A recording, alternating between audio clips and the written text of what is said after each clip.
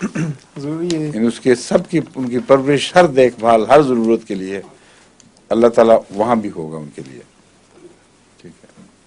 حضور ویسٹ میں anonymous sperm اور ایگ ڈونیشنز ہوتی ہیں، اس طرح آگے بہن بھائی سے بھی شادی کا امکان ہو سکتا ہے؟ نہیں، بہن بھائی کی شادی تو چھوڑیں، یہ تو ہے ہی منع.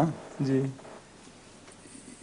جو ولد الحرام ہے وہ اسی کو کہتے ہیں. جی جی اسلام نے تو انسٹیٹیوشنلائز کیا ہے ولادت کو، جی اور اس کے بغیر جو بھی طریق ہے وہ ناجائز ہے.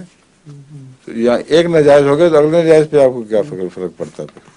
جی ٹھیک ہے. آغاز ہی غلط ہے. ہاں، جی وہ تو بہت دور کی کوڑی ہے نا. آپ اصل جو آغاز گناہ ہوا میں جو گناہ ہوا، جو بنیادی گناہ ہے، جی اس کو چھوڑ کر ایک احتمالی گناہ کی تلاش میں نکل کھڑے ہوئے ہیں، جو شاذ کے طور پر ممکن ہے. صرف بہت بعید کا امکان ہے، شاید کروڑوں میں ایک بھی نہ ہو ایسا. اس کی فکر پڑی ہوئی ہے آپ کو، جس سے ان کو اگلے جہان کی، غیر جہانوں کی فکر پڑ گئی ہے. تو یہاں کا جہان ہے، اس کے مسائل تو طے کریں. یہ فعل ہی غلط ہے. کسی اور کا کیڑا لے کر کسی اور کی رحم میں داخل کرنا، یہ ولد الزنا جس کو کہتے ہیں وہی چیز ہے. جی جی گناہ بے لذت ہے، مگر گناہ تو ہے نا. جی ہاں. ٹھیک.